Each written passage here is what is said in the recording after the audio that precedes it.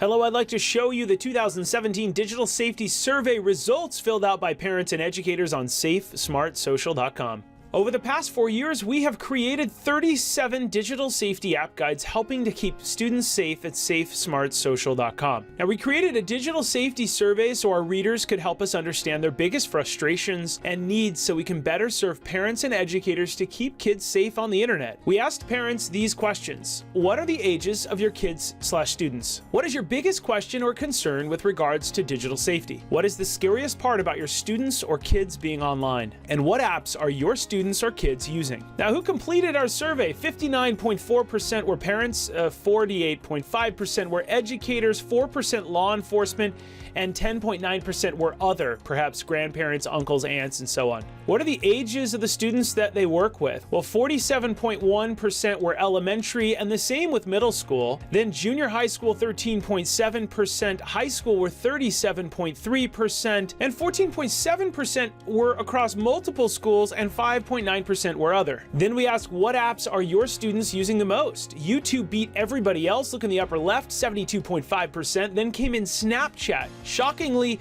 YouTube beat Snapchat, and then Instagram, then Minecraft, Facebook, Musical.ly beat out Twitter. Then we have Pokemon Go, and in the upper right, Kick Messenger, Pinterest, Finstagram, because they have a second Instagram. People are allowed to select multiple options here. 10.8% of parents and educators know that their student has a Finstagram. Then we have Periscope, Tumblr, which is a scary one, other apps, and Uvu. Now, Kick Messenger is a scary one. It is in our red zone.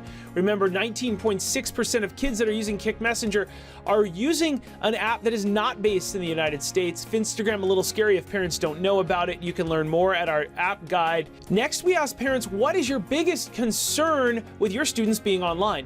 First was online privacy. Next is kids don't know that something has the potential to be dangerous. Next, teaching kids the good/positive side of social media, helping them to make wise, safe, and smart long-term decisions about what they post, what it's doing to their brains. What are they actually doing online when I'm not looking? Teaching them about Snapchat and how it does not disappear. Then we had online bullying and cyberbullying, predators, keeping up with all of the new apps. Parents are wondering, how will I ever become an expert? You can learn more at safesmartsocial.com in our app guide, helping students to say no to well-known apps that are notoriously unsafe, helping them to turn it off and transition to productive things, blocking access to unsafe sites, getting students to ask/talk to parents about social media, sharing personally identifiable information without them knowing, and keeping kids safe at other people's houses. This is a really big one. Next, what is the scariest part about your student/kid being online? We asked parents. They said predators/bullying, homework not getting done, and instead students are online. Giving out too much information,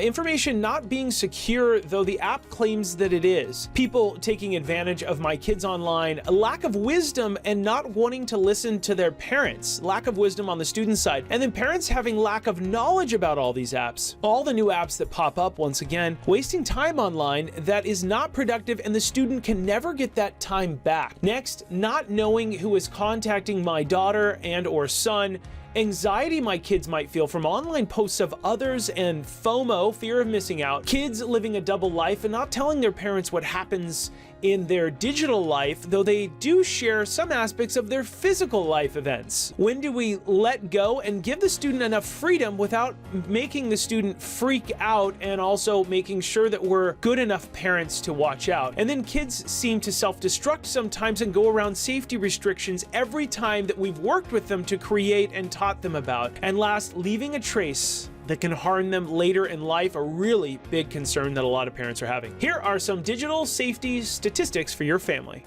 92% of teens post their real name on their online profiles. 58% of teens don't think posting personal information online is unsafe. 69% of teens regularly receive personal messages online from strangers, and most of them don't tell a trusted adult. Many of these happen on the Kick Messenger app. Now is a great time to click the link below this video or on this page to protect your family on the lower right with a copy of my digital safety book, Light, Bright, and Polite, which has received a beautiful makeover on the cover.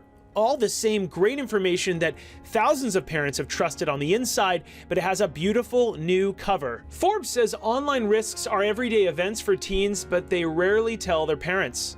NPR says parents are desperately looking for ways to protect teens from online predators, bullies, and their own poor decision-making. We're seeing that as a theme. Now, why should parents care? Well, teens spend a lot of time online, as you already know, and on a mobile device daily. Parents tend to underestimate how often teens encounter online risks and inappropriate content. A lot of teens refrain from telling the adult about the dangerous online activities because they fear the adult will react negatively. Now, what can parents do? Well, consider routinely auditing your student's digital footprint with Footprint Friday.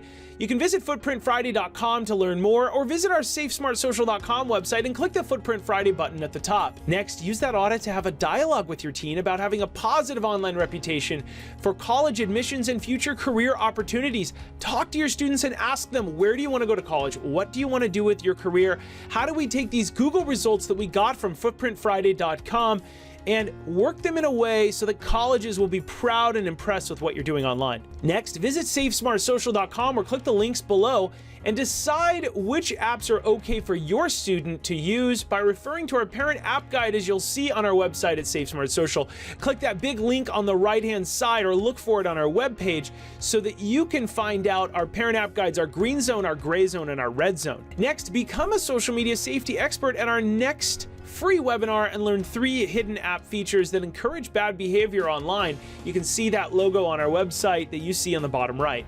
Thanks for watching this video. You can click in the upper left to host a digital citizenship assembly or presentation at your school. Remember to always subscribe in the upper right by rolling over that icon. And you can click on the videos in the middle of the screen to take the next step to keeping your kids safe and smart on the internet. I'm Josh Oakes. As always, keep it light, bright, and polite. Have a great day.